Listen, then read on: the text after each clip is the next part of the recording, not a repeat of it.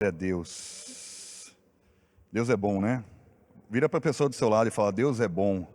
Deus é bom. Dá um abraço nela. Fala: que bom que você está aqui. Bom celebrarmos a vida do Senhor. Amém? É uma honra poder estar aqui nessa manhã com vocês, compartilhando um pouquinho daquilo que a gente tem, desse novo tema que a gente tem tratado, né, da dinastia de Davi. É até um pouco, digamos, emocionante estar aqui, né, de manhã, depois da apresentação da minha filha. Vou engasgar um pouco às vezes, né? Então vocês me perdoem por isso. Mas uma das coisas que o Espírito estava testificando ao meu espírito, além de que eu sou filho de Deus, amém, glória a Deus, Romanos 8, mas é que como é engraçado que no cristianismo a morte ela precede a vida, né? E na minha vida, na vida da minha esposa, nós tivemos nossos 2 primeiros filhos, né, o Noah e a Chloe, e sempre foi uma alegria para nós, né? Desde o dia que ela me enganou, falando que ela ia demorar mais de 1 ano para poder engravidar, e no mês seguinte ela já falou que estava grávida.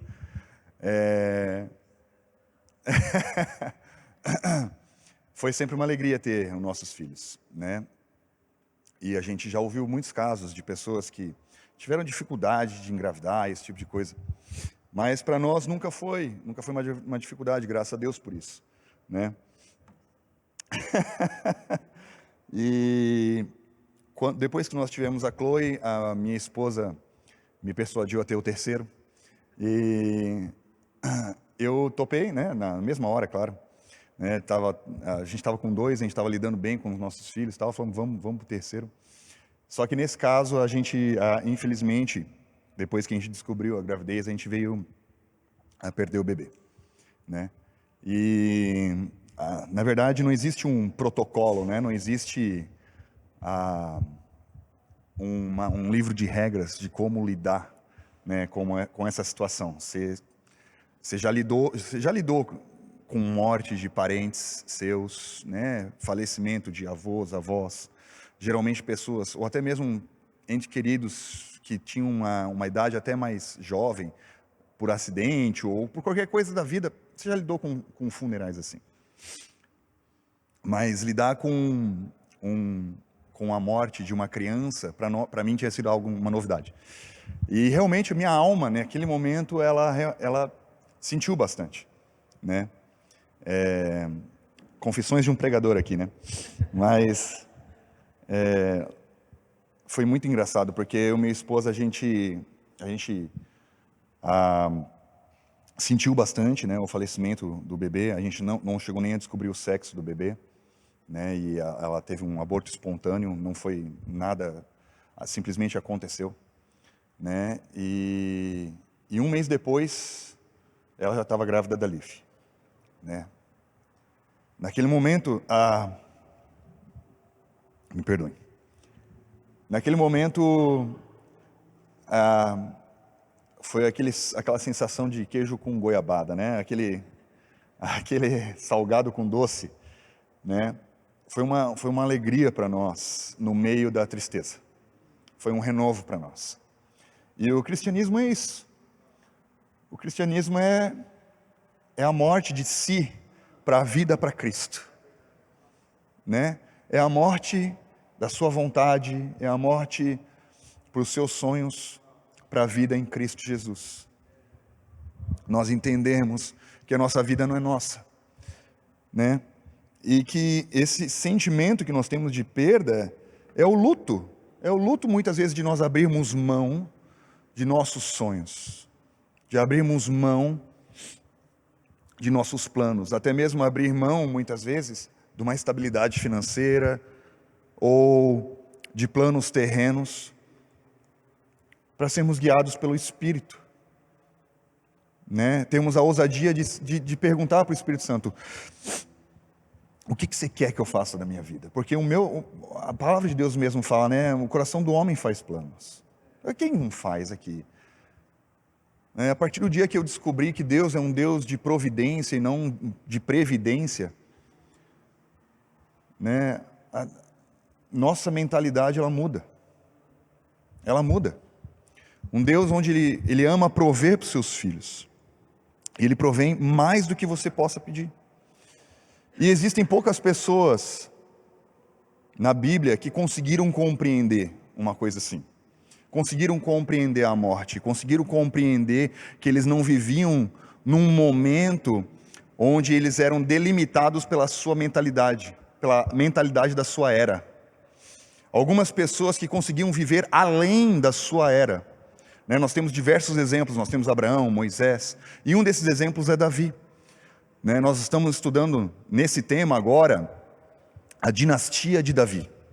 Esse é o tema que a gente tem abordado, começamos no domingo passado com o pastor Gabriel, e a gente viu como Davi, ele procedeu diante de uma sociedade onde era regida pela lei, e ele tomou atitudes, muitas vezes ousadas, ou até mesmo proféticas, quando ele trouxe ali a arca, ele trouxe a arca para dentro da cidade, ali de Jerusalém, levando ela até Sião, dançando na frente da arca, tirou a roupa na frente da arca, tomando atitudes ali, onde não somente ele, para alguns era uma atitude escandalosa, assim como foi para Mical, onde ela desonrou o próprio marido ao ver aquela situação, e Davi mostrando o coração quebrantado dele, falando, por mim, eu me despia todo, vou mostrar cada vez mais quem eu sou, minhas falhas, diante da presença de Deus. Davi trazendo uma honra para quem era Deus, uma honra para a presença de Deus, porque ele entendia a vida que existia em Deus. Porque ele entendia a vida que existia em Deus. Entender a vida muda o seu sentido de vida. E sabe que existiu um momento nevrálgico da história, um momento da catarse humana, onde as pessoas não sabiam o que fazer com a vida. Esse momento foi na morte e ressurreição de Cristo Jesus, onde a morte precedeu a vida, as pessoas não sabiam o que fazer com essa vida. Jesus é bom demais, Jesus é bom demais até mesmo para ser verdade. Ele é tão bom demais para ser verdade que Tomé não acreditou naquilo. Teve que tocar nas feridas, E Jesus chegou para ele e falou assim, bem-aventurados são aqueles que não viram e creram. Glória a Deus, esses somos nós. Tu já é bem-aventurado por causa disso. Glória a Deus por isso. Mas olha só, Jesus veio à terra, Jesus fez o que fez, todo aquele rebuliço ali em Jerusalém, toda a Judéia. Ele ensinou a palavra, a missão de Cristo Jesus. Qual foi a missão de Cristo Jesus aqui na terra, você sabe? Se você acha que foi morrer pelos nossos pecados, você está errado. Essa não foi a missão dele. Se você for ler lá em João, Jesus Cristo fala, Deus, eu cumpri minha missão, eu entreguei-lhes a palavra. Óbvio, Jesus veio também para morrer, mas a maior missão dele era entregar a palavra. Essa era a missão de Cristo Jesus. Porque a morte de Cristo Jesus era só uma consequência daquilo que já havia acontecido no espiritual. Se tu for ler Apocalipse 13, diz isso, o cordeiro que foi imolado desde a criação do universo. Foi só o cumprimento daquilo que já tinha sido dito por Deus. A morte de Jesus foi o cumprimento. Mas a missão de Cristo Jesus era entregar a palavra, ser acobertada, ser entregue, ser inerente, ser inserida em nós. A palavra. E aí, depois que Cristo fez isso, ele morreu e ressuscitou. E a partir do momento que ele ressuscitou, as pessoas não sabiam mais o que fazer com aquilo. Eles não sabiam como agir, eles não sabiam como proceder. Aconteceu lá o fato de Pentecostes, todo mundo aqui conhece Pentecostes, O Espírito Santo desce, as pessoas começam a falar em novas línguas, as pessoas entendem as línguas que elas estão falando. Pedro se levanta, 3.000 se convertem, nunca tinha havido uma coisa assim na face da terra antes. Uma conversão em massa. Paulo, que era um dos maiores perseguidores do evangelho, fariseu, de carteirinha, tinha aqui né, Pharisean Social Club, estava a carteirinha oficial. Paulo era membership, né, vitalícia, né, criado aos pés de Gamaliel. Ao ver ali o apedrejamento de Estevão, testemunhando a sua fé, né, a palavra de Deus diz que o próprio Senhor se levantou para poder receber Estevão na visão de Estevão. Paulo viu isso, as roupas de Estevão foram colocadas no pé de Paulo. Alguma coisa aconteceu ali. Aí na época era Saulo, né? Depois ele tem um encontro com Deus em Damasco. Paulo se reclui em Antioquia e começa a estudar. Tem alguma coisa aqui que eu não estou entendendo. 12, não lembro se os teólogos aí, por favor, me ajudar, 12 ou 14 anos ele ficou recluso, estudando a palavra, vendo Cristo em todas as coisas, para depois começar as suas viagens missionárias. Para quem vai fazer Romanos em Ruios aí, ó, já está uma palhinha. Mas, logo após isso, quem tem uma experiência louca? Pedro, nosso amigo Pedrão. Pedrão, ele tem uma visão de um lençol descendo, animais, né? Deus falando mata e come. Aí Pedro fala, como é que eu vou matar se são animais impuros? Aí Deus fala, não declare como impuro aquilo que eu santifiquei. Pedro não entende o que está acontecendo. Bate duas pessoas na porta dele e fala, ó, te chamaram aqui, Pedrão, acompanha. Aí Pedro vai e ele chega na casa de um cara chamado Cornélio. E esse cara, esse Cornélio, ele não era judeu. Ele fazia parte de uma comunidade que eles chamam de gentios, ou seja, são pessoas que são de fora do judaísmo. Ele chega lá, fala um pouquinho da palavra de Deus, eles se convertem. De repente eles recebem um batismo no Espírito Santo. Pedro olha para aquilo lá, assustado. Fala, meu Deus do céu, o que eu vou fazer com isso? Não sei nem o que fazer, ele não sabia para onde ir, não sabia o que falar. E diante dessa situação fala assim, já estão batizados no Espírito, não vou negar as águas, né? E batiza ele nas águas. Depois de ter batizado ele nas águas, em Atos 15, que é o nosso primeiro texto, isso tudo foi só uma introdução, gente, para a gente poder chegar no nosso primeiro texto. Atos 15 diz assim, quando acabaram de compartilhar, Tiago pediu a palavra e arrasou-lhes. Irmãos, ouvi-me.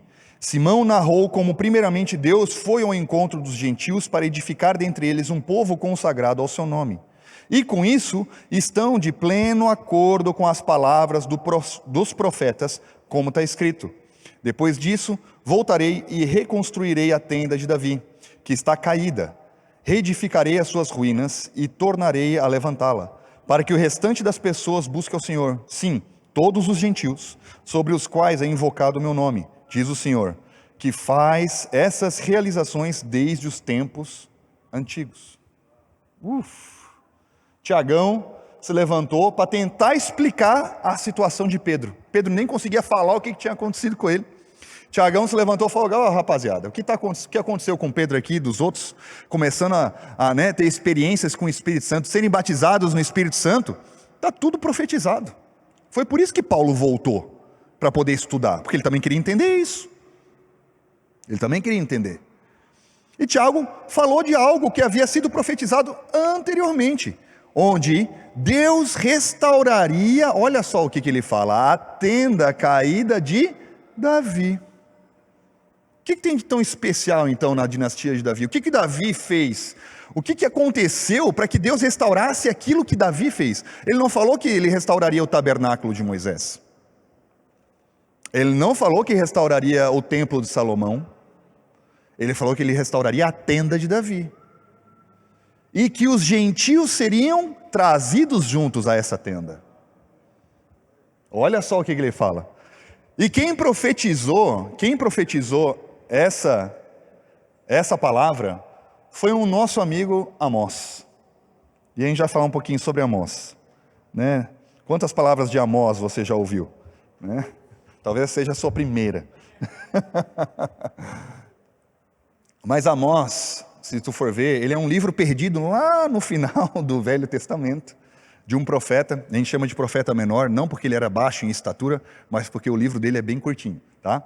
Mas ele era um profeta, e ele era, na verdade, um fazendeiro. Ele plantava figos, e ele morava na divisa entre Israel e Judá.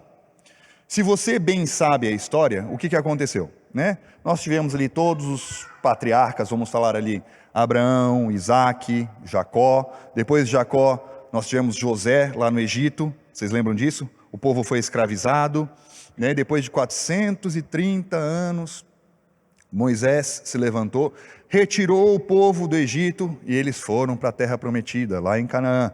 Lá vieram todos os juízes, né? Depois ali de Josué, que começou a conquistar a terra, tá? A terra de Canaã, hoje conhecida como Israel. Tá? Então eles começaram a conquistar toda a terra, ali com Josué. Depois de Josué veio vários outros juízes, tá bom, gente? Gideão, veio... Lucão sabe todos os nomes de juízes, vocês podem perguntar para ele. Mas vieram os juízes, e depois veio um cara chamado Samuel. Ele era o último juiz, ele era um juiz profeta, tá? E você pode ler isso, a história dele, lá no livro de 1º e 2º Samuel. Em Samuel, tá? Acontece algo inesperado na região ali, com o povo dos judeus. Os povos judeus olhando ao redor, falando, toda a galera tem um rei. Toda a galera tem rei. Só nós que não temos. A gente precisa de um rei. A gente precisa organizar essa bagaça aqui. A gente fica bem com Deus, a gente não fica bem com Deus. A gente faz coisa boa, a gente faz coisa ruim. Está tudo errado.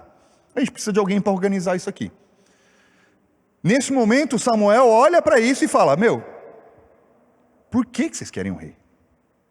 Vocês já têm um rei. Né? O grande El Shaddai, o Senhor poderoso. Ele é um homem de guerra, rei dos reis, Senhor dos senhores, nosso Deus. E Samuel toma aquilo como uma ofensa para Deus. O próprio Deus fala, Samuel, relaxa. Eles não estão indo contra você, eles estão indo contra mim. Então, quem deveria estar ofendido sou eu, mas Deus não tem problema de alma. Pode ficar tranquilo. Deus não tem problema com a alma, não. E aí, ele fala assim, se eles querem um rei, não tem problema, escolha um rei para eles. E Samuel, seguindo as ordens ali de Deus, levanta um homem da tribo de Benjamim chamado Saul. Tá? Saul, homem bonito, varão, perfeito, né? As meninas se deitavam na frente dele, tão bonito que ele era. Os ombros passavam dos outros ombros, assim, né? E aí, ele se torna rei, porém, a Bíblia diz que Saul foi um rei complicado, né? Se você ler depois de Gênesis e Apocalipse, antes de tu dormir hoje à noite, você vai perceber que Saul assim, não foi um líder muito bom. Mas Saul tomou algumas atitudes que fizeram com que ele fosse rejeitado como rei. E por causa disso, uma outra pessoa foi levantada e foi consagrada também por Samuel. E essa pessoa era Davi. Tá? Davi se levantou, ele tomou e organizou todo o reino, e logo depois que Davi morreu, seu filho assumiu, Salomão. Depois de Salomão, seu filho, Roboão. E aqui aconteceu algo muito importante na história. Quando Roboão foi levantado, que era neto de Davi, a nação inteira se dividiu em 2 reinos, o reino superior e o reino inferior. O reino inferior ficando com 2 tribos, a tribo de Judá e a tribo de Benjamim. E o reino superior com a tribo de todas as outras 10. O Lucas sabe citar todas. Mas o reino ficou dividido entre essas 2 tribos. Tá? Roboão, que era o neto de Davi, ficou com a tribo de baixo. Tá? Que ficou conhecida agora como Judá. Benjamim e Judá se juntaram e ficou conhecida somente como Judá. E de Judá para cima, nós tínhamos as 10 tribos unidas, que se tornou Israel. Nas tribos de Israel, eu estou dando todo um contexto histórico para vocês entenderem o que eu quero falar, tá bom, gente? Então, segue a linha do caminhão aí. Nas tribos de Israel, um rei foi levantado, chamado Jeroboão. Tá? Jeroboão. Esse rei, a Bíblia diz que ele foi um dos piores reis que já houve. Ele foi um rei muito militar. Ele foi um rei que conquistou muita coisa. Ele fazia muita guerra e por causa disso ele tinha muitos despojos, o que tornou Israel uma nação muito próspera. Mas por causa da prosperidade que Israel tinha, a soberba tomou o coração de Israel. Não somente a soberba, a idolatria. A idolatria era algo que fazia com que Israel se corrompesse completamente. Jeroboão começou a adorar outros deuses, e isso fez com que o povo também começasse a adorar outros deuses. Eles permaneciam fazendo as mesmas festas judaicas, os mesmos sacrifícios judaicos, só que completamente de fachada, completamente de uma forma assim hipócrita, né? Olha só o que diz em 2 Reis 17. Quando o Senhor, olha isso aqui, quando o Senhor separou Israel da dinastia de Davi, os israelitas estabeleceram Jeroboão, filho de Nabate, como rei, o qual induziu Israel a deixar de seguir o Senhor e levou a cometer grande pecado. Os israelitas permaneceram em todos os pecados de Jeroboão. Olha só, eles permaneceram nos pecados dele. Tudo aquilo que ele fazia, eles faziam. E não se desviaram dele. Olha só, a lei na época falava, siga na minha palavra e não se desvie nem para a esquerda nem para a direita. Eles cumpriram exatamente, só que nos pecados de Jeroboão, né? Até que o Senhor os expulsou da sua presença, conforme os havia advertido por meio de todos os seus servos, os profetas. Assim o povo de Israel foi levado da sua terra para o exílio na Síria, onde ainda hoje permanece. Tá? Então o que estava acontecendo? Jeroboão fez o que fez, e Amós, vendo tudo o que estava acontecendo, como a injustiça reinava ao entorno de Israel, e como essa injustiça estava entrando na nação de Israel, Amós se sentiu impelido pelo Espírito a ir até a nação de Israel, numa cidade chamada Betel, tá? E lá, a partir de lá, ele começou a profetizar quanto à nação de Israel, a respeito da sua injustiça e hipocrisia. Tá? Então, a missão de Amós era essa. A missão dele era trazer o entendimento a respeito da justiça de Deus, o entendimento a respeito do amor a Deus. Tá? Então, Amós, na carta dele, começa a expor essa hipocrisia de Israel, que apesar de oferecerem sacrifícios pelos seus pecados e de participarem dos ritos e das festas judaicas, eles desprezavam os outros povos, desprezavam os pobres, desprezavam as pessoas, tá? Ignoravam a injustiça ao acharem que eram superiores aos outros por causa da sua soberania monetária. Tá? Olha só o que diz em 1 João 4. Se alguém declarar, eu amo a Deus, porém odiar ao seu irmão é mentiroso. Porquanto quem não ama o seu irmão, a quem vê, não pode amar a Deus, a quem não enxerga. Foi exatamente isso que aconteceu com Israel. Né? Eles diziam que amavam a Deus, sacrificavam a Deus, mas por causa da sua soberba, por causa da sua hipocrisia, eles simplesmente negligenciavam as outras pessoas e a própria injustiça. Olha só o que Amós falava, ao invés disso, lá em Amós 5,4, ao invés disso, corra a retidão, aqui ele está falando de conduta, retidão ele está falando de conduta, como um rio. E o rio, você pode muito bem saber que ele pode ser sinuoso. Um rio ele pode ser sinuoso, ou seja, ele pode ter quebras. A nossa conduta, muitas vezes, ela pode não ser perfeita. Mas olha só o que ele continua falando. A justiça como um ribeiro perene. Ele está falando que a nossa conduta muitas vezes pode não ser adequada. Mas a justiça de Deus sobre nós, ela é um rio perene. Ela é um rio tranquilo e eterno, porque perene fala de algo que continua. Então, Amós estava tentando trazer aos olhos deles a ideia de que a injustiça fazia com que eles tivessem uma conduta errada.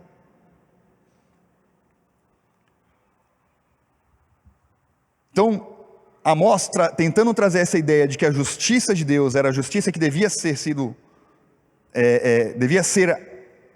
trazida à atenção deles, ele profetiza lá em Amós 9:11, e a gente vai ler esse texto aqui, que é a profecia que Tiago falou. Ele diz assim: eis portanto, naquele dia levantarei a tenda caída de Davi, consertarei o que estiver danificado e restaurarei as suas ruínas. Olha o que ele diz aqui: eu mesmo reerguerei. Eu mesmo reerguerei. É o povo que vai reerguer a tenda de Davi? Não. É o esforço de alguém que vai reerguer? Não. Eu mesmo reerguerei, para que seja tão exuberante quanto foi nos dias antigos, para que possua um restante de Edom. Edom, se você for lembrar, é uma cidade que veio lá de Esaú, tá? Que é da onde vem a palavra hedonismo, ou seja, você voltar os seus olhos somente para o teu umbigo, tá? Então ele vai restaurar os gentios, aqui ele está falando, as nações gentias, e elas serão chamadas pelo meu nome. O próprio Deus vai colocar o nome dele nas nações gentias. Caramba, esse é forte. Garante Yahvé que cumprirá todas essas promessas. Os dias estão chegando, afirma o Senhor, em que o que lavra seguirá logo após o que colhe, e o que pisa uvas ao que lança semente. E os montes, olha, gente, calma aí, peraí, vamos parar aqui um pouquinho. Olha só o que ele está falando. Chegará o dia que aquele que lavra seguirá logo após aquele que colhe. O que quer dizer isso?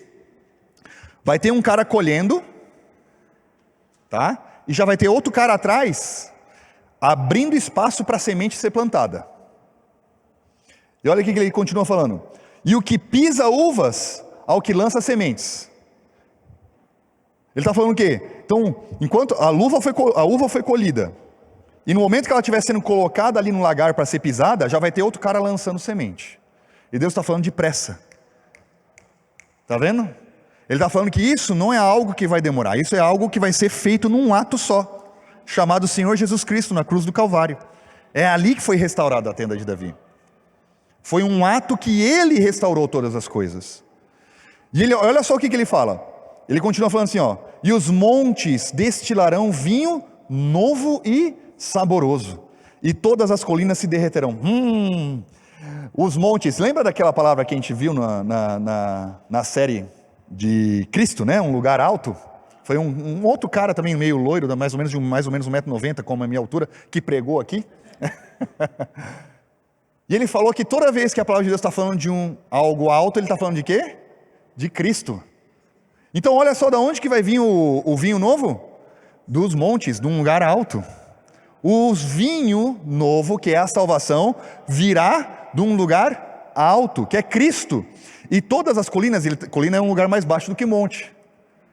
Então todos aqueles empecilhos que nós tínhamos, eles se derreterão. Aquilo que impedia a gente chegar no lugar alto, se derreterá.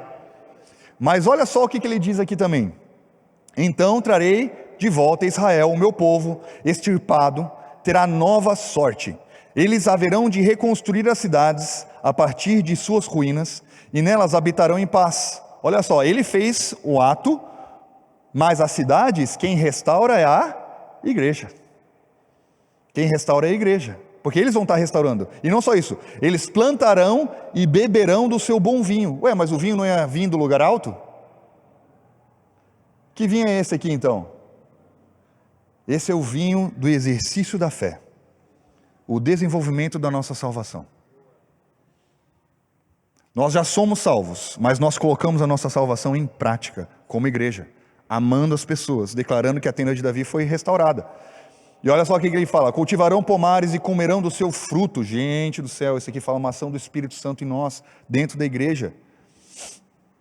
Assim haverei de plantá-los no seu território. Nós somos sementes de Deus, para que nunca mais sejam desarraigados da terra que lhes outorguei. Uma vez que nós estamos em Cristo, estamos em Cristo. É isso. Essa foi a palavra de Amós. É claro que ele falou do jeito dele, na linguagem dele. A gente precisa ler entre as entrelinhas ali o que Amós está falando. Mas basicamente, o que Amós está falando, ele está falando sobre uma restauração do sacerdócio. Ele está falando de uma restauração do relacionamento com Deus. Nós sabemos que hoje nós fomos chamados de reis e sacerdotes. Isso é uma função dupla que Deus nos imputou. E uma grande função, 50% dela, é o sacerdócio. Amós estava falando que isso havia sido extirpado deles. E que Deus iria restaurar. O sacerdócio fala do nosso relacionamento com Deus. Na mesma época, um outro cara surgiu, o tal de Isaías, tá? Conterrâneo ali de Amós, e ele trouxe uma outra palavra, sobre Israel, a mesma coisa. E ele diz assim, lá em Isaías 16:5, sendo assim, em compaixão terá estabelecido um trono, em fidelidade um homem se assentará na casa de Davi. Um juiz que batalha pela justiça e se apresenta em defender o direito. E aqui ele está falando da casa nessa versão. Existem outras versões que também diz tenda. Tenda de Davi. Ué, mas de um ele está falando que vai restaurar a tenda e falando de sacerdócio, mas aqui ele está falando que na tenda vai ter um trono. Então restaurar a tenda de Davi também fala sobre a restauração do reinado. Se somos reis e sacerdotes, é isso que a obra consumada de Jesus Cristo fez conosco. Nos tornou reis para podermos reinar com Ele e nos tornou sacerdotes para termos um sacerdócio, ou seja, um relacionamento com Ele. Essa foi a obra consumada de Jesus Cristo. Mas, como eu disse anteriormente, Deus não falou que Ele ia restaurar o tabernáculo de Moisés ou o templo de Salomão, Ele fala da tenda de Davi. Por que Davi então foi tão especial assim? Por que o que ele fez foi tão bom? Por que o que ele fez precisava ser restaurado em nossas vidas? Por quê? Por que, Lucão? Porque que Davi pôde tomar algumas atitudes, você já parou para pensar nisso? Que outras pessoas tomaram e ele não foi punido como essas pessoas foram? Rei Saul, um rei antes de Davi, ele ia para uma batalha. E Samuel, o profeta, chegou para ele e falou assim, olha, vamos fazer o seguinte, tu vai para tal lugar, me espera lá, que a gente vai oferecer um sacrifício ao Senhor. A gente vai matar ali um cordeirinho, alguma coisa. Depois que nós fizermos esse sacrifício, você vai para a batalha e dizima a galera. Aí, diz a palavra, que Saul começa a ficar impaciente com a demora de Samuel. E ele decide sacrificar ele mesmo. Ele pega o animal, sacrifica o animal, vai para a batalha, dizima a galera, pega os despojos, e quando ele está voltando, Samuel chega, e Saul todo pomposo fala, viu? Quem precisa de você, né? Estou aqui, rei de Israel, ofereci o sacrifício, e aí o Samuel fala, tá, e aí esses berros de carneiro que eu estou ouvindo aí, o que está acontecendo? Eu não tinha falado para tu não pegar nada, não? Aí ele fala, não, peguei para o Senhor, peguei para Deus, oferta de sacrifício, oh, delícia, fazer um churrascão para Deus. E naquele momento Saul, ele é tocado pelo Senhor. A palavra de Deus fala que o reinado de Saul ali acabou, ele foi punido por Deus. Não só isso, nós vamos ver em outra história, um rei chamado Uzias, que no meio do desespero dele, ele entra no templo e ele oferece incenso a Deus, ele mesmo, o rei. E naquele momento ele pegou lepra. Deus não permitiu com que ele fizesse aquilo. Ele foi punido com lepra. Mas Davizão, Davi ofereceu sacrifício, Davi transportou a tenda, Davi usou roupa sacerdotal, Davi dançou quase que pelado na frente da arca, não botou a arca num tabernáculo, botou numa tenda, fez o que fez e não aconteceu nada com ele. Por que será? Detalhe, ele vivia ainda na época de lei. Olha só o que diz Atos 13. Atos 13, 22 diz assim, depois que tirou o reinado de Saul, deu-lhes Davi como rei, sobre quem testemunhou, achei Davi, filho de Jessé, homem segundo o meu coração. Ele fará tudo conforme a minha vontade. Se nós formos lembrar daquele texto lá de Romanos 10, vocês já aprenderam isso aqui conosco, mas geralmente quando a palavra de Deus ela se refere ao coração, ela está falando do quê? Espírito. Alguém falou, muito bom. Né? Está falando sobre o Espírito. E Deus ter falado que Davi era segundo o coração dele, é que Davi discernia as coisas espiritualmente. Davi fazia todas as coisas segundo a vontade de Deus, porque ele entendia o Espírito de Deus. O Espírito de Deus estava sobre Davi. Sobre Davi. O entendimento que Davi tinha era diferenciado. A mentalidade que ele tinha era diferente daquela época. Ele era inspirado pelo Espírito a tomar aquelas atitudes proféticas. O entendimento do Davi era a respeito da graça do Senhor Jesus Cristo. Apesar dele não saber quem era o nome Jesus, ele entendia a respeito do Salvador. Você pode ler lá Salmo 18, tu vai ver perfeitamente como Davi profetizou a respeito do Filho de Deus. E olha só o entendimento. Vamos entender um pouquinho o que passava na cabeça de Davi. Salmos 40, a partir do versículo 1 diz assim: ao mestre de música, um salmo de Davi. Depositei toda a minha esperança no Senhor. Toda a minha esperança. Tem outro salmo que Davi fala: só Ele é a minha rocha e salvação. Ele está falando de um depositar de fé, colocar a sua fé somente em Deus. A mentalidade de alguém que estava na lei. Eu não coloquei a minha esperança nos sacrifícios que eu estava fazendo. Eu não coloquei a minha esperança no sacerdote que se apresenta uma vez por ano. Não.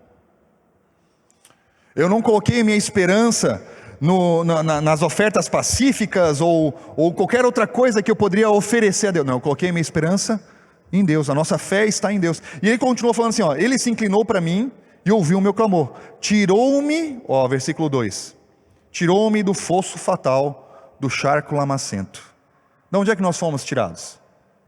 Nós fomos tirados no reino de trevas. Davi já estava entendendo a graça do Senhor Jesus Cristo e o Evangelho. Ele já estava entendendo. Tirou-me do fosso fatal e do charco lamacento. E olha só, assentou-me. Assentou? Ou seja, trabalho feito? Assentado nas regiões celestiais. Onde é que ele foi assentado? Assentou meus pés sobre uma rocha, que é o Jesus Cristo. E orientou meus passos. Quem que orienta os nossos passos? O Espírito Santo. Olha só o entendimento de Davi. Numa época de lei. Numa época de lei. E minha boca colocou uma nova canção, um cântico de louvor ao meu Deus, que muitos possam compreender o que me aconteceu e venham adquirir confiança. Confiança é fé. Tá? A mesma palavra lá de Hebreus 11. E temor ao Senhor. Extremamente feliz é aquele que o Senhor deposita a sua plena confiança e que não segue os arrogantes, nem aqueles que contuam a mentira. No que o Espírito Santo nos guia? Na verdade. O Espírito Santo não nos guia no certo e no errado. Já parou para pensar nisso? O certo e errado é relativo. O Espírito Santo ele nos guia na verdade. E aquele que não é guiado na verdade, ele segue a mentira. E por seguir ela, ele cultua ela. E olha só, ele fala que não segue o caminho dos arrogantes. O arrogante é aquele que rejeita a verdade. E porque ele rejeita a verdade, ele cultua a mentira. Ele cultua a mentira. Ó Senhor, quantas maravilhas tens realizado, bem como os teus desígnios. Quisera eu poder proclamá-los, pregá-los a todos, mas são por demais numerosos. Versículo 6, gente, por favor. Depois procure Yuri e tatua esse versículo. Olha só o versículo 6. Fizeste-me compreender que nem oferendas e sacrifícios desejaste. Não requereste de mim holocausto para remir meus pecados. Gente do céu, alguém na lei falando que eu não preciso sacrificar para poder ser remido dos meus pecados. Não existe, herege. Como é que alguém na lei me fala um negócio desse? Olha o entendimento que ele tinha. É a mesma coisa, já parou para pensar? A mesma coisa que Moisés. Para o povo o relacionamento é através de todo o tabernáculo. Para mim é subir no monte e falar com Deus cara a cara. Para mim é ir na tenda falar com Deus. Mas por que Moisés não precisava desse relacionamento então? Não é? Entendimento a respeito de quem Deus é. De quem Deus é. Às multidões anunciei os teus atos de justiça. Gente do céu, olha o entendimento de justiça de Davi aí. Pois meus lábios não se puderam conter, como tu sabes, ó Eterno. Não oculto em minhas entranhas. Olha isso aqui. As entranhas, ela também pode ser traduzida como coração, que pode ser traduzido como espírito. Não oculto no meu espírito a tua justiça. Falo da tua fidelidade e da tua salvação, porque a boca fala do que o coração está, do que o espírito está. Então ele declarava o que sobre as outras pessoas? Justiça. Era isso que Davi fazia.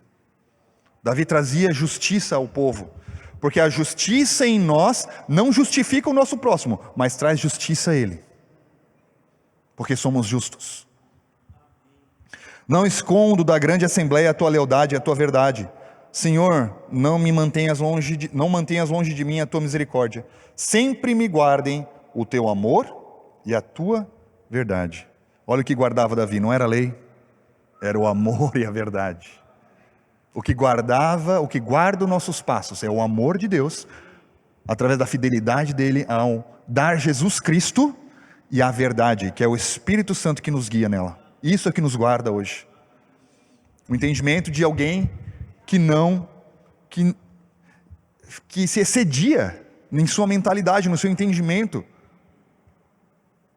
Eu sei que eu estou lendo bastante texto com vocês hoje, gente, mas a gente vai estar construindo um negócio bem legal aqui. Se precisar bocejar, boceja, fala, pô, dá um cutucando a pessoa do lado, me acompanha, vai ficar bom. Isso foi só a introdução, não, estou brincando. Olha só o que Davi fala em Salmo 110. Essa aqui é boa. Salmo 110, a partir do versículo 2, diz assim: assim declarou o Senhor ao meu Senhor. Assim declarou o Senhor ao meu Senhor. Jesus mesmo usa essas palavras, tá? Ele está falando lá com os fariseus, né? E eu não vou lembrar muito bem agora, mas os fariseus perguntam, como é que você pode falar que o filho de Davi vai ascender ao trono? Alguma coisa assim que eles estavam perguntando para Jesus, e Jesus larga esse versículo aqui. Tá, como é que, se o filho de Davi é que vai ascender ao trono, como é que Davi falou, que o meu Senhor falou ao meu Senhor? E aí os caras ficaram sem falar nada, aí Jesus falou, então se vocês não sabem responder, eu também não respondo vocês, e fica por isso, né? Mas olha só o que Davi fala: declarou o Senhor ao meu Senhor, assenta-te à minha direita e aguarda, enquanto os teus inimigos façam um objeto de descanso para os teus pés. Ui, delícia. Senhor, estenderá de Sião o poder do teu cetro, domina no meio dos teus inimigos. Teu povo se apresentará generoso no dia da convocação, nos montes santos, mais numerosos do que gotas de orvalho no seio da aurora. Tu terás teus exércitos jovens e santos. Agora olha só o versículo 4. Senhor jurou e não se arrependerá. Tu és sacerdote para sempre, segundo a ordem de Melquisedeque. Eita Jesus! Deus, claro que isso aqui era um salmo profético. Nós estávamos falando aqui a respeito de Jesus Cristo. Davi teve um entendimento a respeito do sacerdócio de Jesus Cristo. Davi tinha um entendimento pleno de que era Jesus Cristo aqui? Nós não temos como afirmar isso. Mas você recebeu uma palavra de Deus de que o verdadeiro sacerdócio não é o sacerdócio levítico, mas o verdadeiro sacerdócio se move através do sacerdote Melquisedeque. A gente não tem tempo para a gente poder explanar tudo o que envolve Melquisedeque. É o que eu já explanei para vocês a respeito de Pedro, Amós, Isaías, né, e Davi, e toda a história de Israel praticamente. Mas a gente não tem tempo para Melquisedeque hoje. Mas Melquisedeque foi um cara que entrou em contato ali com Abraão. Ele era rei e sacerdote, e Abraão ofereceu os dízimos, né, e os despojos da guerra, enfim. E Melquisedeque trouxe pão e vinho, né, ele era uma figura de Jesus Cristo ali, nós chamamos de cristofania, né, uma manifestação de Jesus Cristo na história. Davi entende que o verdadeiro sacerdócio é através desse cara, que era rei e sacerdote. Hebreus vai falar que esse cara, ele não tinha início de dias e nem fim. Ele não tem início de dias e nem fim. Ele não nasceu e nunca morrerá. Olha isso aqui. Está falando do próprio Deus.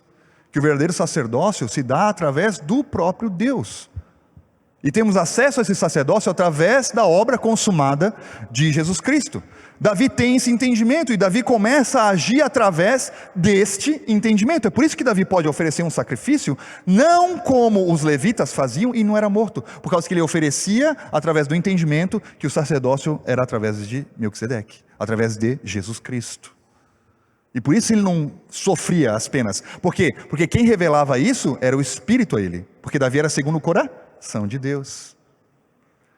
Então a presença de Deus na vida de Davi o levava a compreender, discernir a verdade através do Espírito. E eu não estou falando que a lei é mentira, a lei é boa, Paulo mesmo vai falar isso. Porém ela serve para uma coisa só: revelar o pecado. Esse é o fundamento da lei. E aí quando Davi teve esse entendimento do próprio pecado, ele falava que o pecado ele corroía os ossos dele. Ele teve o entendimento da própria natureza. Ele falou que em pecado, né? Como é que é aquele versículo que fala que em pecado concebeu minha mãe? Ele entendeu que mesmo quando ele nasce, no nascimento dele, ele já era pecador. Olha isso aí, o entendimento de natureza, da descendência de Adão. Aí os teólogos ficam falando, não, é porque a mãe de Davi traiu Jessé, e por isso que ele era o filho que cuidava das ovelhas. Meu filho, nada a ver. O entendimento de Davi foi de que a natureza dele era pecaminosa. Era isso que Davi estava falando ali. O entendimento espiritual. Esse teólogo aí não tem né, discernimento. A natureza é o que nos... Se a gente for ler Efésios 2, falava que nós éramos condenados ao juízo eterno por causa da nossa natureza, e não por causa dos nossos pecados, não por aquilo que a gente faz, mas por aquilo que a gente era. É por isso que Jesus veio, para mudar aquilo que a gente é, e aí por consequência nossas atitudes mudarem. Jesus teve que lidar com algo chamado essência, chamado natureza. Existe uma frase que diz assim: Jesus adicionou a sua natureza divina à natureza humana, para que nós pudéssemos adicionar a nossa natureza humana à natureza divina. Foi isso que Jesus fez na obra da cruz.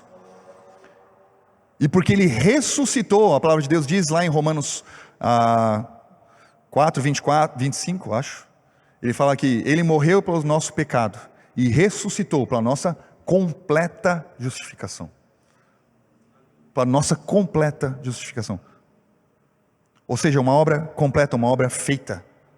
Então ele lidou com a nossa natureza. Jesus, então, também atuava nesse ministério sacerdotal de Melquisedeque, porque ele agia através de uma aliança superior. Não mais a aliança abraâmica, não mais a aliança mosaica ou qualquer outra coisa. Olha só o que diz Hebreus 8: contudo agora Jesus recebeu um ministério ainda mais excelente do que os dos sacerdotes, assim como também a aliança da qual ele é mediador, aliança muito superior à antiga. Olha só, gente, não é superior, ela é muito superior, pois é fundamentada em promessas. Aqui vai estar como? Excelsas. Mas tem outras versões que vai dizer em promessas muito superiores. E é através desse ministério que nós hoje nos movemos.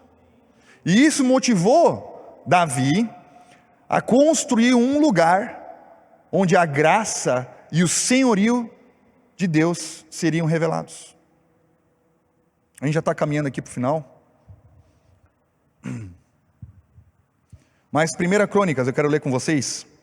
O Gabri teve a oportunidade de ministrar semana passada com vocês a respeito de quando Davi estava trazendo a arca para dentro da cidade. Vocês lembram disso?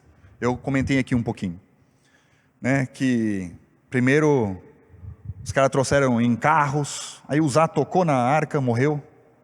Davi ficou, meu Deus, o que eu faço? Deixa a arca aí na casa de Obed-Edom, Deixa aí um pouquinho. Obed-Edom começou a prosperar, porque a presença de Deus estava lá. E aí, Davi falou, opa, está na hora de trazer a arca para mim. Ele trouxe os sacerdotes, carregou a arca para dentro da cidade, houve aquela festa, a festa, para quando a arca chegou. Mical olhou aquilo lá, desprezou Davi, né? Foi exatamente essa a ministração do Gabriel na semana passada. Mas eu quero contar para vocês o que aconteceu depois. O que aconteceu? Ele trouxe a arca, e o que ele fez com essa arca? O que ele fez com a presença? Qual que foi o entendimento dele? 1 Crônicas, capítulo 16, diz assim: trouxeram, pois, a arca da aliança de Yahvé, e a depositaram na tenda de Davi, que Davi lhe havia especialmente preparado. Então Davi fez uma pequena tenda, e eles colocaram a arca lá dentro. E ofereceram holocaustos, sacrifícios de animais, eram totalmente queimados, bem como ofertas de paz e comunhão diante de Deus. Depois que terminaram de oferecer os holocaustos e sacrifícios pacíficos, o rei Davi abençoou o rei Davi, não foi nenhum sacerdote, o rei Davi abençoou todo o povo em nome do Senhor, Yahvé. Em seguida, entregou um pedaço de pão e um pouco de vinho, e também um naco de carne assada, né? Um bolo de tâmaras e uvas passas, e a cada homem e a cada mulher ali reunidos. Davi também designou alguns dos levitas para ministrar perante a arca de Yahvé, fazendo petições e orações, dando graças e louvando Yahvé, o Senhor de Israel. Então, eu quero poder, rapidamente, eu não vou ter como ler todos os versículos, né, porque nós já estamos nos avançando no horário, mas eu quero poder falar algumas características da tenda de Davi. Qual foi o legado de Davi? Por que Deus queria restaurar a tenda de Davi? A primeira característica da tenda de Davi é que Davi, ele colocou uma tenda onde a arca ficaria ali depositada, e do lado da tenda ele colocou uma outra tenda com o trono dele. Um ficava do lado do outro, revelando o sacerdócio e o reinado. Então, quando a palavra de Deus fala que ele restaurará a tenda de Davi, ele fala um sobre o sacerdócio e o outro sobre o reinado. O sacerdócio e o reinado. E se a gente for entender o porquê da dinastia de Davi, a dinastia de Davi foi a dinastia que compreendeu o sacerdócio e o reinado que nós temos aqui na terra.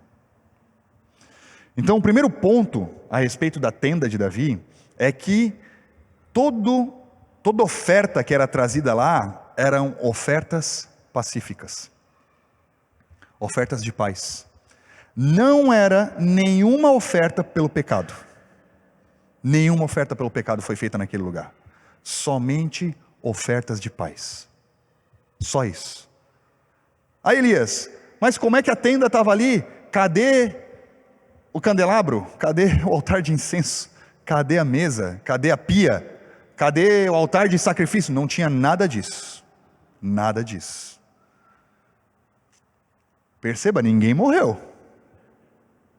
Se algum civil entrasse no pátio do tabernáculo de Moisés, já era, só o sacerdote podia. Nesse lugar, Davi colocou a tenda, colocou a arca, falou, tu quer sacrificar? Vem aqui na frente, faz uma oferta de paz. Romanos 5,11 fala o quê? 5,1, desculpa. Havendo sido, pois, justificados, temos paz com Deus. Ai, ai, ai. E olha só o verbo que foi utilizado aqui. Havendo sido, pois. Ou seja, é um verbo no passado. Jesus amado. A obra de justiça de Deus foi uma obra única. Não tem como eu me tornar mais justo do que eu sou, porque Jesus fez a obra completa. Ao ressuscitar da cruz, Ele me tornou justo. E hoje não existe sacrifício de perdão de pecado, mas sacrifício de paz. É um sacrifício de amor, não pelo meu pecado. Vocês estão entendendo?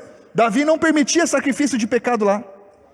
Olha só o que Romanos 12 fala: portanto, irmãos, rogo-lhes pela misericórdia de Deus que se ofereçam em sacrifício vivo. Romanos não está falando isso, Paulo não está falando isso. O que é o sacrifício vivo? Ele não está falando para você matar. olha aí, porque a morte já foi feita em Cristo Jesus. É um sacrifício vivo, é você vivo, santo e agradável a Deus. Esse é o culto racional, entenda isso de vocês. Não se amoldem ao padrão desse mundo, mas transformem-se, transforma a cabeça, a mentalidade. Isso aqui é metanoia, isso se chama arrependimento. Arrependimento é metanoia, essa é a palavra que é usada no grego. Muda a mentalidade, a forma como você pensa. Por que Davi tinha a mentalidade que tinha e podia fazer o que fazia? Porque ele tinha arrependimento na vida dele, um entendimento diferenciado, de que hoje nós temos paz com Deus. Paz com Deus, renova sua mente para que sejam capazes. Olha só assim a gente é capaz de experimentar a boa, agradável e perfeita vontade de Deus. Por quê? Porque o Espírito nos guia, e a gente é segundo o coração de Deus, assim como Davi foi. Ai, Jesus amado, olha isso. Sabe outra coisa que tinha na tenda? Ou aliás, não tinha? O véu. Não tinha mais véu. A tenda ficava aberta, qualquer um tinha acesso à arca, qualquer um tinha acesso, não tinha véu. Olha só o que diz Mateus 27, então Jesus exclamou uma vez mais, em alta voz, e entregou o seu Espírito no mesmo instante. O que Jesus declarou? Tetelestai, ele declarou, e no mesmo instante, o véu do santuário rasgou-se em duas partes, do alto a baixo. Vocês perceberam que o véu não se rasgou de baixo para cima, mas de cima para baixo? Mostrando que foi uma obra de Deus. O véu ele tinha praticamente 5 metros de altura. Como é que alguém conseguiria rasgar de cima para baixo? Não tem como. Foi Deus quem rasgou esse véu, para nunca mais ser costurado. Então Deus não quer restaurar o templo de Salomão. Deus não quer restaurar o tabernáculo de Moisés. Ele quer restaurar a tenda de Davi, onde não existe véu, onde nós não somos mais separados por ele. É por isso que Hebreus vai poder falar: entrai com ousadia no Santo dos Santos. Entrai com ousadia. Lucão, se quiser. Outra coisa, outra característica: a arca no meio do povo. A arca ficou num lugar central, no meio da cidade. Qualquer pessoa podia ter acesso. Sabe quem Davi também convidou para poder ter acesso à arca? As nações em volta, porque era uma alegria para ele a presença do Senhor. Os gentios foram inclusos na festa de Davi. É por isso que Deus quer restaurar a tenda, porque não existe acepção de pessoas, porque não era só para os judeus, porque nós não somos melhores que ninguém, assim como a nação de Israel pensava que era, porque ninguém é melhor que ninguém. A palavra de Deus fala: considerai o outro como superior a si mesmo. Romanos vai falar lá com Paulo: não existe grego, não existe romano, não existe judeu, não existe alto, não existe baixo, não existe feio, não existe bonito, não existe nada disso. Somos um em Cristo. Todos têm acesso. Todos têm acesso a essa graça. Todos têm acesso. Todos têm acesso. Olha só o que Pedro fala, 2 Pedro: por esse motivo sempre cuidarei de vós, de vos lembrar desses princípios, se bem que estáis bem inteirados neles, assim como estáis solidamente firmados aonde? Na verdade que recebestes. Contudo, considero fundamental, enquanto estiver no tabernáculo desse corpo, na tenda desse corpo. Pedro está falando que nós somos santuários de Deus, e essa arca, ela está no meio, ela está aqui em nós, essa presença está em nós. Foi restaurada a tenda de Davi em nós, que havíamos perdido isso em Adão, com a nossa velha natureza.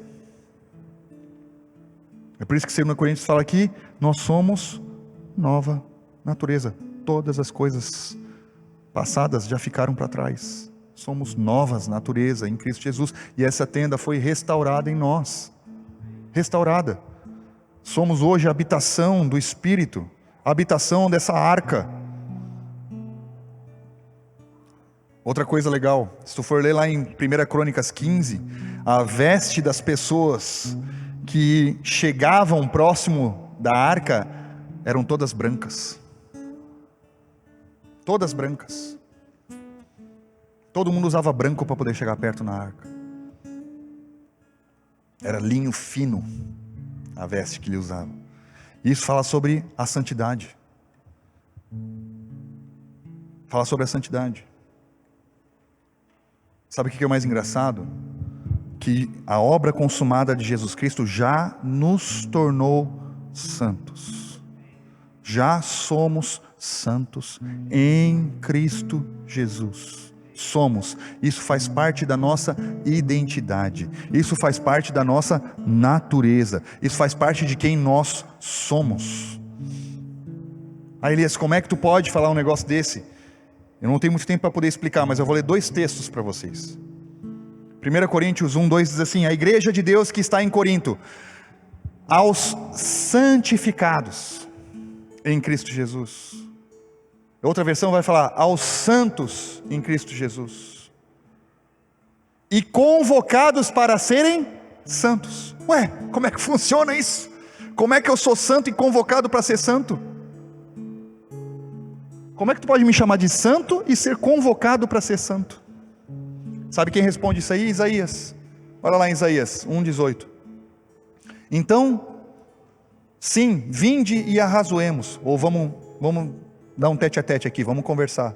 Diz a Yahvé: ainda que os vossos pecados sejam como escarlate, eles se tornarão alvos como a neve. Escarlate é um tipo de vermelho. Ainda que sejam vermelhos como o casemim, se tornarão brancos como a lã. Isso aqui é uma linguagem profética de Isaías. E o que ele está falando? Ele está falando, ainda que os nossos pecados manchem a nossa roupa de vermelho, eles se tornarão brancos como a neve. Por que branco como a neve? De onde vem a neve? De cima. Lembramos que um lugar alto é um símbolo do quê? Cristo. A neve vem do alto. E quando ela vem, quando ela cai, ela cobre todas as coisas. E quando você sai na neve, você só vê branco. Isso está falando de uma santidade que veio de Deus, por podermos participar da natureza divina. E porque participamos da natureza divina, essa santidade já é nossa, já faz parte de quem somos. Porque a natureza divina foi inserida em nós. Então somos santos. E aí depois o versículo ele continua falando assim: ainda que sejam vermelhos como o casemim, se tornarão brancos como a lã. E a lã vem da onde? Vem da ovelha. Mas da onde da ovelha? Vem de fora? Não, nasce de dentro dela. Então essa santidade, existe a santidade de Deus que cobre todas as coisas e faz parte de quem nós somos. E existe a santidade que ela é produzida de nós, que vem de dentro de nós, agindo conforme nós já somos. A santidade que nós produzimos, ela é proveniente daquilo que Deus já nos deu, que é a santidade dele. É por isso que a veste de quem se aproximava era branca, porque já eram santos. Já eram santos. É por isso que nós não permitimos que ninguém nos chame de pecador. Porque eu não me aproprio de uma identidade que não é minha. Eu sou santo. Eu sou capaz de pecar, sim. E isso, a minha santidade está saindo como uma forma de lã. Porém, eu sou santo. Isso é quem eu sou. Eu sou. Outra característica da tenda de Davi é que existia música, adoração contínua. 24 horas por dia existia gente adorando a Deus ali, com ações de graça, ações de graça, ações de graça, louvor, adoração. E por causa disso o relacionamento com Deus mudou. Por causa disso o relacionamento com Deus mudou. E não só por causa do relacionamento da humanidade com Deus mudou, o relacionamento entre humanos mudou. A nação de Israel nunca foi tão próspera e tão crescente. Óbvio, o filho de Davi foi quem colheu esses frutos, mas por causa daquilo que Davi, da dinastia de Davi, que ele semeou, um crescimento exponencial começou na nação. Mudou-se o relacionamento de medo para um relacionamento de amor. Olha só o que diz 1 João 4. No amor não existe receio. Antes, o perfeito amor lança fora todo o medo. Ora, o medo pressupõe punição. Davi não tinha medo de ser punido por aquilo que ele estava fazendo. Tu acha que Davi tinha medo de botar uma veste sacerdotal, de oferecer um sacrifício, de fazer alguma coisa que ele fez? Não tinha medo. Porque ele se baseava no amor de Deus. Aquele que teme não é aperfeiçoado no amor. Nós amamos porque Ele nos amou primeiro. Então a verdade é que estar na dinastia de Davi, poder participar dessa promessa que Deus deu a ele, é poder usufruir da obra consumada de Jesus Cristo. É poder entender que Deus restaurou todas as coisas em nós. Deus não somente nos restaurou, nos purificou de todo pecado, nos perdoou dos nossos pecados, mas Ele restaurou o nosso relacionamento através do nosso sacerdócio junto a Ele e do nosso reinado aqui na terra. Você sabe o que é reinar aqui na terra? Reinar é servir. Servir ao próximo. Deus te constitui rei para que você sirva. Servir as pessoas em amor, em fraternidade, trazendo justiça. A justiça que está dentro de você, através do servir, você traz justiça às outras pessoas. Servir a nação. As duas promessas que haviam sido feitas, lá em Amós, lá em Isaías, se cumpriram hoje. Eu vou ler mais dois textos só para a gente poder finalizar. Diz assim em 1 Pedro 2,9: Porém vós sois geração eleita. O que ele diz aqui? Sacerdócio real. Olha isso aqui. Ele nos chama de um sacerdócio real. Davi, ele era um rei que exercia o sacerdócio. Hoje nós somos um sacerdócio real. Porque o servir, ele só pode ser proveniente de um relacionamento com Deus. Só. Por isso que o sacerdócio vem antes. Um sacerdócio real. E Zacarias também, eu não vou ler tudo, mas lá no capítulo 6, versículo 13, ele diz assim: Ele pessoalmente construirá o templo do Senhor e será revestido de majestade e se assentará no seu trono e governará toda a terra. Ele será sacerdote no trono e haverá perfeita paz entre os dois. Entre os dois. Quais dois? Entre o rei e o sacerdote. Haverá comunhão em Jesus Cristo, e porque nós fomos inseridos em Jesus, nós desfrutamos disso. Desfrutamos. O cristianismo hoje, ele é um desfrute daquilo que Deus te deu. E desfrutar não quer dizer você ficar parado. Desfrutar, ele transborda. E ao transbordar, ele atinge as outras pessoas. Isso é desfrutar daquilo que Jesus fez. Amém? Eu quero poder te convidar a ficar de pé. Eu quero poder orar, para a gente poder finalizar.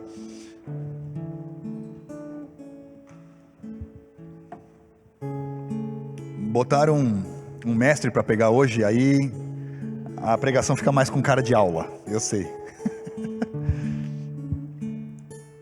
Mas eu queria te convidar agora a fechar os seus olhos. Se você puder abrir a sua mão. E eu quero que você comece a agradecer a Deus pelo privilégio de sermos salvos. Oh Deus, agradecendo pela oportunidade que nós temos de poder desfrutar de um sacerdócio real. E de que isso, ele não para em você. Ele não para em você, ele atinge as outras pessoas, as pessoas com quem você trabalha, as pessoas com quem você tem contato no mercado, no Uber, onde quer que você vá. Deus não nos chamou para sermos somente salvos, mas nos chamou para sermos reis nessa terra. Ele é Senhor dos senhores e Rei dos reis. Ele é Rei dos reis. Amém, Pai, nós te engrandecemos, Senhor. Obrigado, Pai, por tamanha graça sobre nós, Pai. Obrigado, Pai, porque Tu és nosso Deus, nosso Senhor, e o Senhor escancarou ao mundo, Pai, o Seu amor. Obrigado, Pai.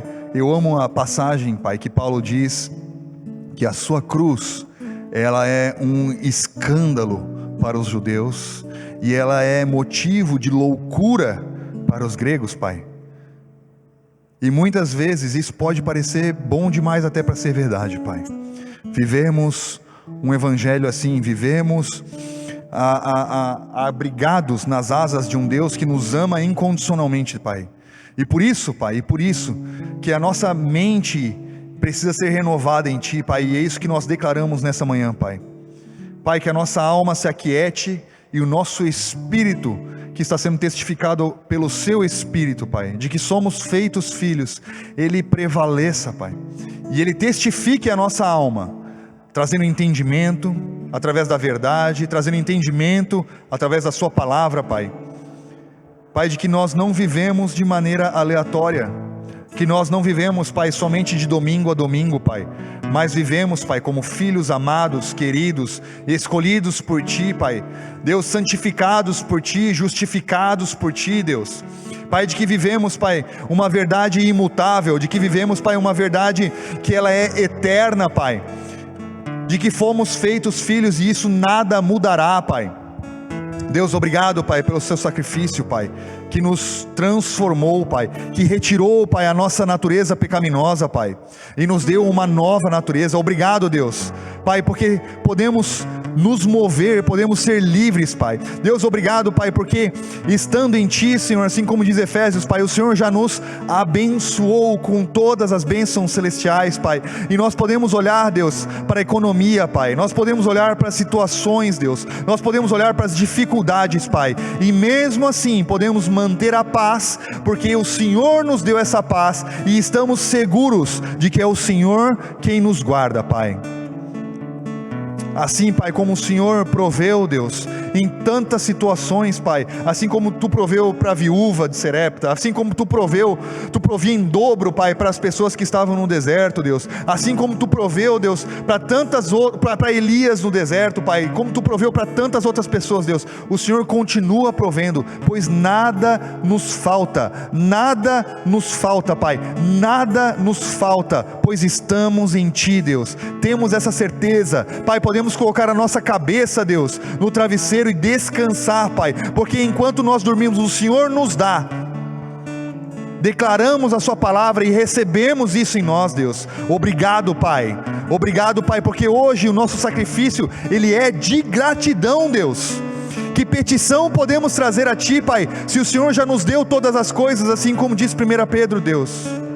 O Senhor já nos deu todas as coisas para a vida, tudo o que poderíamos pedir, tudo o que poderíamos necessitar, o Senhor já nos deu. Nós só precisamos entender a como acessar a isso, Pai. Obrigado, Deus. Obrigado, Pai. Em nome de Jesus.